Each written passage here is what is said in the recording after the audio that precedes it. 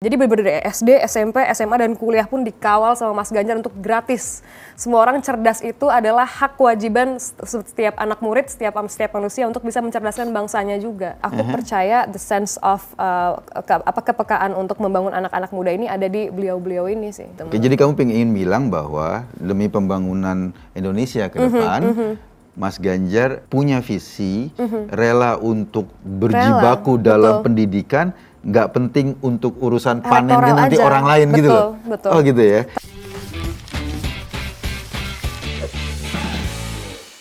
Kita mau ngobrol sekarang, ini masih soal copras-capres. Dan tentu saja kita mau memberi informasi kepada publik kira-kira apa sih program-program capres yang sekarang sedang berlaga. Di depan saya ini ada Yasmin ini. Tumben ini kita ngomong politik terus tamunya enak dilihat. Yasmin, makasih. Jadi Yasmin ini kalau nggak salah kamu masuk timnya Pak Luki ya. Pak Luki, tim kampanye Ganjar Mahfud ya, iya. di tim kampanye nasional ya, TPN, tim pemenangan nasional. Nah, sekarang saya ngomong tentang yang menjadi konsentrasi kamu kan, soal pendidikan, soal perempuan. Saya mungkin ingin kamu ngejelasin sedikit nih. Kira-kira apa sih yang menarik dari visinya Mas Ganjar Mahfud ini soal pendidikan kita? Kan kita memang ada trouble nih, bahwa ke depan ini pembangunan sumber daya manusia itu penting. Betul. Pembangunan sumber daya manusia salah satunya adalah sektor pendidikan. Betul. Nah, apa sih yang mau dijalanin nanti kalau Pak Ganjar jadi presiden di Indonesia, kayak apa sih? Sebelumnya Jasmine, makasih banget Mas Eko udah diundang di sini. Oh, manggilnya Yasmin atau Jasmine? Nama aku Putri Jasmine, Jasmine aja nggak apa-apa. Oh, Jasmine, biar nggak salah eja gitu, sama ya. Aja, Mas. Oke, jadi yang pertama kali ngebuat aku memilih Pak Ganjar nih ya, Mas. Karena sebelumnya aku kan juga masih independen nih. Aku tidak berpihak di partai apapun. Oh, kamu sekarang bukan di partai? Bukan. Oh, belum anggota partai. Belum anggota partai. Oh, sama kayak saya. Sama ya. Iya. Jadi mungkin bisa jadi apa ya? Bisa jadi salah satu ini juga untuk teman-teman yang merasa masih antipati sama politik. Inilah aku mendukung calon yang menurut aku ini yang paling terbaik untuk bangsa kita gitu. Kalau kenapa di pendidikan itu kan karena kemarin tuh aku sempat jadi lulusan terbaik Mas di Unpad. Lulusan terbaik? IPK aku 3,95. Wow. Jadi aku udah tinggian IPK kamu, ketimbang aku yang wajar. Enggak lah, tapi masih lebih senior.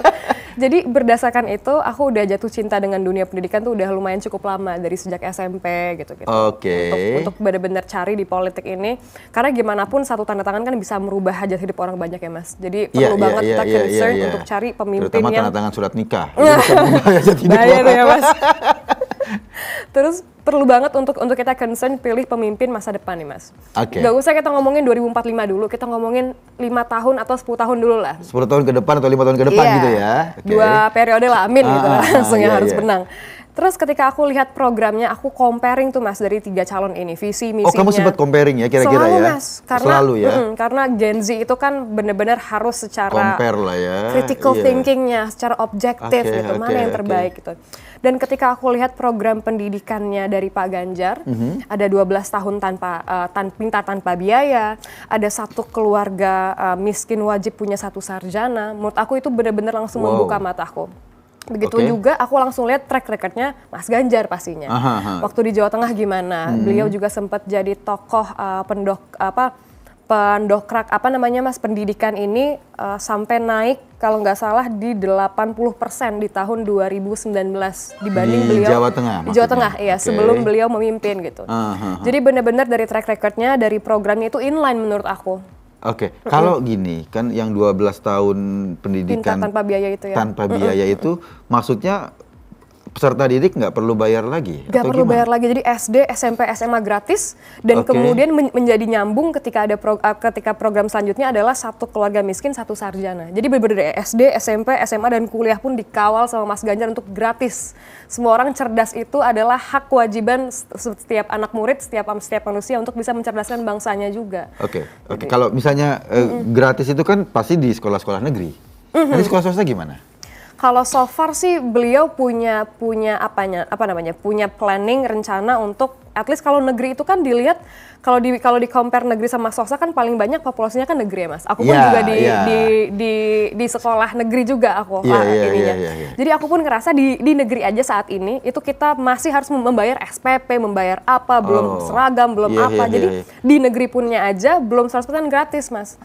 Dan total perguruan tinggi kita itu ada 4.001 universitas PTN dan swasta kalau nggak salah di Indonesia. Jadi itu udah banyak banget. Menurut aku negeri ini mewakili mayoritas teman-teman secara setara ya. Jadi menurut aku langkah yang bagus dan konkret menurut aku. Tapi kan gini, sekolahnya gratis. Tapi gaji gurunya misalnya pas-pasan. Kan juga kualitas pendidikannya setuju Mas. Nggak bagus. Setuju. Makanya itu pun beliau juga melahirkan program integrasi antara pendidikan dengan dunia kerja, integrasi juga antara untuk meningkatkan fasilitas SDM-nya ini. Karena aku ngerasa beliau ini Pak Ganjar dan Pak Mahfud percaya harus didukung juga kualitas SDM yang unggul kan. Makanya visi misi beliau kan menuju Indonesia unggul gitu. Jadi dari SDM, dari platformnya, dari integrasi antara keduanya harus saling inline. Oh gitu. Nah gini deh. Kalau kondisi sekarang ini kan ya misalnya kampus dulu kan ada kampus-kampus IKIP ya. Iya. Kampus keguruan gitu ya jurusannya. Sekarang kan udah nggak ada tuh. Sekarang sudah jadi Universitas Negeri Jakarta dan lain-lain. Jadi suplai gurunya nanti dari mana untuk itu? Suplai gurunya kalau untuk ngomongin suplai guru sih so far masih dari universitas dan juga beliau juga membuka banyak stakeholders baru. Jadi kayak mulai dari makanya beliau terkenal dengan collaborative government kan Mas. Jadi kayak beliau sangat open untuk untuk mendengarkan aspirasi dan bisa mengintegrasikan antara stakeholders juga. Karena kalau pemerintah yang bekerja sendiri doang juga kita harus nunggu sampai kapan gitu. Jadi, berarti nanti juga menggandeng banyak stakeholders swasta misalnya untuk terlibat gitu. Gini, dari dulu ya kita bicara pendidikan yang selalu menjadi bottleneck itu output pendidikan ternyata tidak sesuai dengan kebutuhan dunia kerja. Bahkan kalau dilihat dari angka sekarang, tingkat pengangguran yang S1 banyak tuh S1 sama SMK loh, bukan SMA malah. Ini kan aneh ya, SMK kan vokasi ya. Siap kerja harusnya. Tapi kok ini. Nah, ini gimana cara connecting-nya itu loh? Ada nggak pola agar ini terjadi connecting antara dunia kerja dengan dunia pendidikan itu? Oke, kita dari teman-teman generasi muda juga sempat menyampaikan juga sama Pak Ganjar dan beliau menjawabnya dengan program cerdas dan ahli digital juga. Karena kita merasa banyak banget Mas, aku juga ngerasa misalkan lulusan sastra tiba-tiba kerjanya di mana. Jadi banyak hal yang tidak terintegrasi dengan baik gitu kan. Yang harusnya beliau merasa harusnya orang-orang top ini, anak-anak muda ini punya integrasi yang khusus antara karir sama pekerjaannya juga gitu. Makanya beliau yang tadi aku sempat mention, dia bekerja sama dengan beberapa private sector, bekerja sama dengan collaborative government tadi, bekerja sama dengan NGO, komunitas untuk gimana nih cara kita bisa membantu anak-anak muda terutama yang udah siap kerja harusnya nggak perlu khawatir lagi nih aku harus lulus nih, aku harus bekerja di mana ya. Jadi dibuka keran-kerannya itu Mas. Oh jadi, nah ketika kerjasama kayak gitu ya, berarti dunia swasta bisa in charge ke dalam dunia pendidikan misalnya untuk ikut membuat atau membantu pembuatan kurikulum dan lain-lain. Itu harus kayak gitu apa gimana? Apa itu tetap di wilayah pendidikan, swasta tinggal terima bersih, mereka support saja? Atau seperti apa kira-kira? Menurut aku sih kalau di kurikulum itu harus benar-benar in charge di pendidikan aja dengan misalkan karena tadi aku mention si Pak Ganjar ini sangat open banget buat mendengar aspirasi publik. Jadi beliau juga mendengar banyak aspirasi dari pihak-pihak swasta sehingga nanti teman-teman yang udah lulus di pendidikan yang kurikulumnya sesuai dengan apa minat bakat dia, dia udah siap terjun ke private sector yang memang juga sesuai dengan lininya gitu. Kayak kalau di luar negeri juga begitu kan Mas. Kalau sistem kurikulum luar tuh benar-benar yang memang disesuaikan dari kecil minat bakatnya di mana, udah kita fokus di situ tuh. Tanpa perlu mempelajari hal yang sebenarnya tidak menjadi passion dan bakat dia. Biar beliau ini kan problemnya gini, Jasmine. Pendidikan ini kan panennya lama. Ya katakanlah Pak Ganjar nih, katakanlah jadi presiden, Pak Mahfud jadi wakil presiden. Terus pendidikan 12 tahun. Itu ketika panen saja 12 tahun itu sudah selesai itu masanya 2 periode. Kecuali ada isu tambahan 3 periode ya, yang itu diharamkan konstitusi kita ya. Itu kan susah untuk melihat hasil dari pendidikan. Ini kan kalau dalam inian politik ya, ngapain mikirin sesuatu yang panennya lama, yang nanti pun ketika panen udah nggak bisa lagi jadi bonus elektoral. Ya. Nah itu gimana secara itu? politisnya, Kalau kita ya. lihat dalam konteks itu, apakah itu tidak merugikan Mas Ganjar sama Pak Mahfud secara politik? Kalau Jasmine lihat secara pribadi, beliau kan kepekaannya luar biasa tinggi ya Mas, sama anak-anak muda. Terus juga aku pun juga percaya sama kata-kata dari Chinese proverb. Jadi kalau misalkan kamu mau bangun negara 10 tahun, bangunlah pertanian yang unggul, kayak bangunlah padi gitu Padi, misalnya. sumber makanan lah Sumber ya. makanan gitu. Iya, Tapi iya. kalau kamu mau membangun bangsa beratus-ratus tahun, investlah di pendidikan gitu.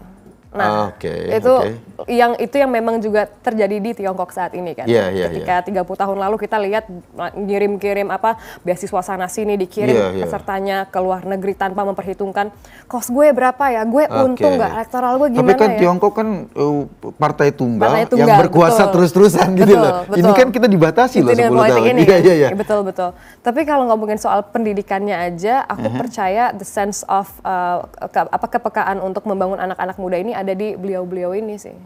Jadi menurutku mungkin tanpa dilihat dari apakah nanti 2 periode nih dengan masa gue udah selesai gitu misalnya, apakah bisa apa enggak, menurut aku tetap bisa dilanjutkan juga. Toh juga anaknya Pak Ganjar kan juga mewakili Gen Z kan. Kayak Mas Alam gitu.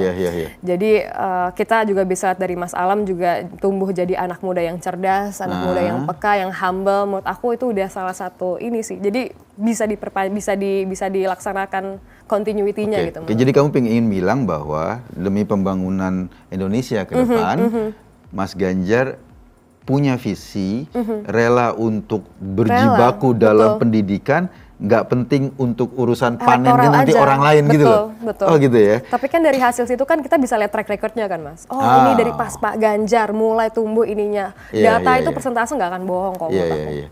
Gini Yasmin, seringkali kalau kita bicara pendidikan itu seringkali ganti menteri, ganti kurikulum, ganti pemerintahan, ganti pola pendidikan. Artinya apakah nanti akan terjadi perombakan pada sistem pendidikan kita yang hari ini, atau enggak dirombak sama sekali, tetapi ada beberapa hal yang perlu disesuaikan. Kira-kira menurut kamu apa yang akan dilakukan nanti? Menurut aku dengan programnya Pak Nadiem sekarang dengan Merdeka Belajar itu udah luar biasa, bagus banget untuk mengintegrasikan itu. Jadi teman-teman kuliah juga kemarin sempat ketemu sama teman-teman di Merdeka Belajar dari 38 provinsi. Beliau juga happy karena mereka ini happy karena aku jadi tahu Kak aku harus magang kemana, jadi bisa mengantisipasi teman-teman dari Nias, dari Papua. Di tahun 2021 aku pernah ketemu. Terus jadi mungkin jadi dari situ aku ambil ini berarti works nih dengan sistem seperti ini. Nantinya mungkin kalau di zaman Pak Ganjar mungkin kita akan meningkatkan beberapa hal yang masih menjadi kekurangan, kita mengamplifikasi dengan inovasi-inovasi baru pastinya. Itu sih Mas menurut aku. Jasmine, kalau kamu sebagai pribadi ya, kan kemarin tuh kita hampir 2 tahun COVID ya. Jadi orang tidak, anak-anak terutama di usia-usia golden age ya, kelas 1, kelas 2, itu ketika mereka nggak sempat ketemu gurunya, dan mereka paling konsentrasi kalau lewat Zoom itu sekian menit ya, artinya kan ada semacam kehilangan generasi kita selama 2 tahun. Itu apa yang akan dilakukan untuk mengantisipasi itu, Yasmin? Problem ini akan terbawa. Saya membayangkan ya, kalau 1 tahun katakanlah ada 1 juta anak masuk SD, tiba-tiba kemarin COVID, 2 tahun, berarti ada 2 juta anak yang basic pendidikan dasarnya bermasalah karena ada COVID waktu itu. Nah, kira-kira apa yang akan dilakukan untuk ini kan pasti akan terbawa terus nih. Betul. Satu angkatan, 2 angkatan loh. Ini apa yang akan dilakukan, Yasmin? Menurut aku untuk mendampingi anak-anak tersebut perlu peran ibu yang luar biasa untuk mendampingi anak-anaknya. Makanya juga kalau ngomongin pemberdayaan perempuan kan juga masuk ke programnya Pak Ganjar kan. Pak Ganjar selalu mengutamakan teman-teman perempuan, terus juga disabilitas sama orang-orang tua gitu. Itu yang selalu dibawa juga. Karena menurut aku ketika seorang anak di masa-masa golden age-nya itu harus misalkan tetap-tetapan sama layar, aku setuju banget Mas. Gak ada yang bisa menggantikan peran guru secara fisik digantikan dengan apalagi layar. Pada saat usia-usia segitu ya. Dengan tingkat konsentrasi kita yang kurang lebih seberapa sekian menit gitu kan. Nah menurut aku itu perlunya peran ibu untuk mendampingi anak-anak tersebut. Karena gimana pun sosialisasi pertama itu kan si anak ini kan adalah keluarga kan. Jadi harus didampingi dengan peran ibu yang juga bisa mendidik. Nah dari situ juga aku juga lihat kalau mau ngomongin inline sama programnya Mas Ganjar tentang pemberdayaan perempuan, meningkatkan peran ibu, diberikan sosialisasi bagaimana mendidik anak, karena gimana pun anak ini kan jadi untuk masa depan bangsa juga kan Mas. Nah untuk ibu-ibu sendiri apa yang akan dilakukan? Kan itu kan tadi peran ibu ya. Berarti kan harus ada program nih buat perempuan dan ibu. Apa yang akan dilakukan? Kalau bisa lihat dari visi misinya Mas Ganjar juga itu kayak program sosialisasi untuk ibu. Jadi kalau ngomongin ibu rumah tangga kan itu pekerjaan yang seumur hidup ya Mas. Oh gitu. Iya menurut aku pekerjaan seumur hidup yang memang ilmunya itu pun juga mesti luar biasa lah aku kalau ngomongin ibu rumah tangga tuh. Jadi Mas Ganjar ini akan mendampingi, kita akan bikin beberapa komunitas-komunitas juga untuk komunitas perempuan. Banyak banget Mas sekarang. Bisa di track juga untuk komunitasnya Mas Ganjar yang biasanya kita bikin event untuk ibu tuh gimana sih cara misalnya mendidik anak-anak di usia tertentu. Ada Gen Z sama Golden Age umur 1-8 tahun kan pasti beda tuh Mas cara-caranya. Biar anak ini juga tidak dibatasi digital secara wah kamu nggak boleh main handphone gitu. Karena gimana pun digitalisasi adalah hal yang mutlak yang harus kita hadapin gitu. Cuma tergantung bagaimana kita menanggapinya dengan elok aja, dengan bijak aja gitu. Jadi dibikin komunitas-komunitas, peran sosial ibu seperti apa, bagaimana cara mendidik anak, bagaimana cara melakukan peran-peran itulah Mas. Nah itu saya nggak tahu bahwa misalnya gini, ketika anak-anak didik ini kan sekarang native di dunia digital native ya. Iya, digital native. Kalau angkatan saya sih sebetulnya cuma menjadi menjadi urban lah ya. Di dunia digital kita cuma jadi tamu lah ya, karena kita mengikuti hidup dalam dunia analog gitu. Dulu saya pertama kali belajar menulis itu pakai mesin ketik biasa gitu ya. Nah, dengan kondisi kayak gitu dan kondisi pendidikan kita yang pingin konsen, sementara dunia digital kan dunia yang sangat terbuka. Betul. Luas sekali terbuka sehingga semua pengaruh tuh bisa masuk. Penting nggak sih misalnya untuk menjaga keaslian atau menjaga anak muda kita sensor-sensor terhadap konten-konten luar dan lain-lain, menurut kamu penting nggak? Penting banget Mas, karena itu juga ada hubungannya sama kesehatan mental kan. Oke. Kalau ngomongin kita yang terlalu ketergantungan dengan dunia medsos ini, karena gimana pun medsos itu bukan dunia realita kan. Karena ini menarik juga Mas, ada datanya dari Indonesia Mental Health Survey buat adolescents. Jadi kayak justru waktu pandemi kemarin di 2020 sampai 2022, ada survei mengatakan 1 dari 3 anak remaja mengalami kesehatan mental. Semacam depresi gitu ya? Dan surveinya semakin meningkat semenjak adanya COVID ini. Jadi kalau misalkan dilihat dari sekarang juga, dan itu kebanyakan di bawah umur 20 tahun Mas sayangnya. Oh ya? Iya. Terus apa yang akan dilakukan Mas Ganjar kalau seandainya dia terpilih jadi presiden terhadap problem-problem kesehatan mental itu? Nah ini. Jadi Mas Ganjar itu juga membuka ruang aspirasi juga untuk teman-teman. Jadi kita itu dilatih untuk bikin komunitas-komunitas juga. Aku kalau di Jurkam itu kita punya generasi pemenang. Ini biasanya kita selalu keliling Mas, kita ngomongin berbagai isu-isu yang sebenarnya jadi masalah di anak muda tuh apa aja sih, ngomongin kesehatan mental. Terus harusnya seperti apa sih? Jadi kita bisa undang psikolog untuk ngomong langsung. Jadi kita bikin kanal-kanal kecil di seluruh Indonesia untuk bisa meningkatkan awareness itu bahwa kesehatan mental itu adalah hal yang mutlak yang harus kita jaga. Kesehatan mental itu katakanlah problem mental health itu lebih banyak diderita oleh anak-anak muda di perkotaan atau di rural ya, di daerah pedesaan atau apa? Biasanya menurut kacamata kamu tuh lebih banyak mana tuh? Atau sama saja? Oke.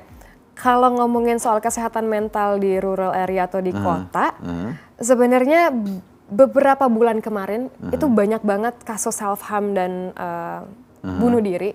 Teman-teman di Kalimantan, teman-teman di Semarang, teman-teman jadi justru di kota-kota kecil, bukan kota kecil, di daerah-daerah yang sebenarnya bukan kayak Jakarta gitu, Mas.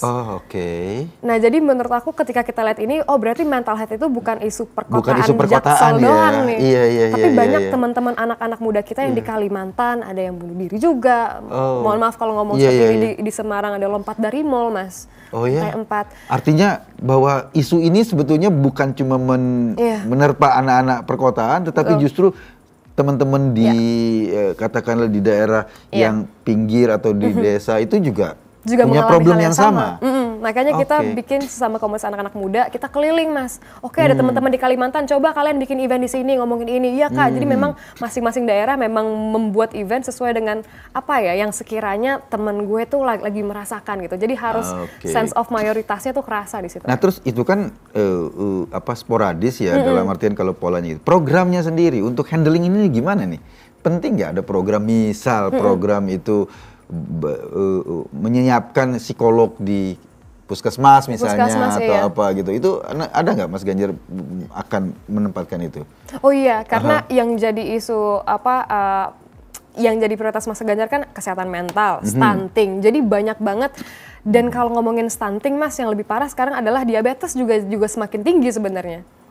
Karena banyak yang manis-manis, banyak lihat kamu manis-manis jadi diabetes gitu.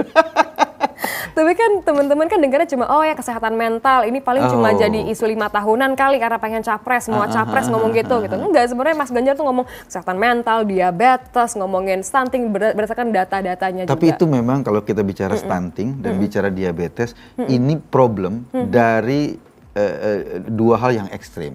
Stunting problemnya adalah asupan gizinya kurang, diabetes kelebihan. Ya kan? Pilihan jenis makanannya. Pilihan jenis makanannya. Jadi ini nih problem yang satu adalah problem asupan makanan, ya dua-duanya problem asupan makanan, yang satu kelebihan, satu kekurangan gitu. Benar, Mas. Nah, gini, Jasmine, untuk stunting ini kan juga menjadi problem serius ya. Menurut kamu apa yang akan dilakukan ketika menghandle stunting ini dari Pak Ganjar ini untuk ke depan kira-kira mengurangi stunting dan tentu saja melahirkan anak-anak yang jauh lebih sehat gitu? Yang pertama pasti dari puskesmas kan, Mas. Terus juga di Mas Ganjar tuh selalu memberikan dimulai dari literasi juga. Jadi karena gimana pun keluarga atau ibu itu mesti diberikan edukasi terkait itu. Karena ini demi masa depan anaknya gitu. Yang kedua juga ada integrasi di puskesmas di daerah-daerah dari kecamatan-kecamatan tertentu untuk diberikan penanganan khusus untuk stunting itu seperti apa. Terus juga suntik Mas namanya? Ya, suntik untuk imunisasi imunisasi dan stunting itu juga udah diiniin sama Mas Ganjar di seluruh daerah. Jadi nanti puskesmas kan sekarang ini problemnya belum tentu satu kelurahan punya satu puskesmas kan. Itu masalahnya. Nanti bakal ada kemerataan itu jumlahnya. Pembangunan puskesmas akan lebih serius. Betul. Oke. Berarti distribusi dokter juga. Distribusi dokter ya. Iya kan? Karena kebanyakan kan dokter-dokter sekolah kedokteran kan mahal. Iya. Berarti yang masuk ke fakultas-fakultas kedokteran itu rata-rata kan anak orang mampu. Ketika mereka ditugaskan di pelosok sana akhirnya menolak atau katakanlah enggak lah mending cari di Jakarta saja. Itu kan juga punya problem serius tuh. Jadi nah itu bagaimana memenuhi tenaga-tenaga kesehatan di semua lini itu kan juga penting. Jadi saya akhirnya memahami bagaimana mengurus pendidikan ini sehingga pendidikan ini menghasilkan output yang bisa ditempatkan sesuai dengan kebutuhan terhadap masyarakat. Yasmin, ini yang terakhir nih. Kamu sekarang masuk politik, gitu ya. Bercita-cita jadi politisi nggak? Pengen, Mas. Pengen jadi politisi. Apa mimpi kamu sebagai politisi nanti? Apa yang akan kamu capai? Minimal gini. Sambil minum boleh? Iya, sambil minum dong. Apa yang akan kamu capai, apa yang akan kamu raih ketika kamu jadi politisi? Agak dalam ya? Ya. Oke, Mas. Aku tuh pengen banget bisa berkarya di komisi di bidang pendidikan, Mas. Makanya sekarang aku lagi mau prepare juga buat ambil sekolah public policy dulu. Karena anak muda itu harus berisi substansi kan, bukan mudanya aja. Jadi aku lagi belajarin apa yang sekiranya bisa membantu cita-citaku ini. Aku pengen banget bikin kebijakan pendidikan, kebijakan atau program-program mengenai pendidikan yang tadi Mas udah mention juga sebenarnya untuk pemerataan SDM sebenarnya. Karena kalau ngomongin guru, Mas, wah itu mesti banget kita tingkatkan secara SDM dan juga insentifnya mungkin secara pemerataan bukan di ASN aja gitu. Karena Jasmine pun juga sering banget Mas ngomongin soal pendidikan ini di konten Jasmine juga di TikTok gitu. Dan banyak banget teman-teman anak-anak muda yang curhat soal, Kak, ayah saya guru honorer masih digaji 300.000 per bulan. 300.000 per bulan? Itu pun mesti nunggu 2 bulan dulu Kak baru cair. Nah, terus hari-hari mereka gimana gimana itu? Sedih banget. Iya. Sampai ada yang kayak, iya Kak, karena ibu saya juga guru honorer, tapi ketika dia mengajar, ada murid sekolahnya yang nggak bawa sepatu. Ini aku dengar cerita langsung. Jadi beliau harus memotong uang gajinya yang harusnya menghidupkan keluarga kita untuk ngebeliin anak murid itu sepatu. Karena kasihan. Itu teman-teman yang di pelosok-pelosok, Mas. Jadi aku ngerasa, wah ini there is something that we need to take actions immediately buat ngebantu teman-teman guru-guru yang harusnya berjasa, yang harusnya kita tingkatkan insentifnya gitu. Gitu. Apalagi terus kalau ngomongin ranking PISA pendidikan kita peringkat 89 Mas dari 120. 120 kita ke 89 lah. Wow. Dan kalau kita lihat ngomongin STEM, jadi kayak di dunia ini kan kita butuh STEM Mas, lulusan science, teknologi, matematik, yang engineering lah. Itu jumlahnya di US, prof kita cuma 80 orang. Jadi dari total 270 juta rakyat Indonesia. Iya, kalau Mas Eko lihat India 400.000 orang, lihat Cina, lebih masif lagi pasti. Dan kita cuma 80 orang. Mungkin karena sebagian besar orang lebih tertarik ilmu sosial kali. Iya gitu. Iya, jadi ngomongin itu juga kalau ngomongin pinjol Mas peringkat 1 ini based on survei 40% itu guru. Pinjol? Guru. Diisi oleh guru. Wow. Begitu mirisnya maksudnya. Harusnya pendidikan ini ditopang oleh guru-guru yang luar biasa, insentifnya juga harus didukung sama pemerintah. Itulah kenapa aku juga dukung Pak Ganjar karena programnya terhadap untuk melindungi hak buruh, meningkatkan insentifnya itu jelas banget di sana. Makanya aku ini calon presiden gue nih gitu. Orang tuamu guru? Bukan Mas. Bukan. Aku cuma nanya, ada ikatan emosional nggak ke arah sana? Tapi aku selalu emosional kalau di bidang pendidikan Mas. Gitu, karena konsen kamu di sana ya. Jadi pengen banget bisa jadi. Memang nggak kebayang juga gimana dia ngajar sambil dikejar-kejar debt collector. Sedih banget Mas. Luar biasa, iya. Yasmin, terima kasih sudah berbagi di sini. Minimal kita tahu apa sih kira-kira yang akan dilakukan oleh pasangan Ganjar Mahfud kalau menang, minimal di dunia pendidikan dan pemberdayaan perempuan. Tadi sedikit banyak sudah dijelaskan oleh Yasmin. Mudah-mudahan bisa jadi pertimbangan kan buat teman-teman. Saya Eko Kuntadi, kita ketemu lagi diskusi minggu depan. Yasmin, terima kasih.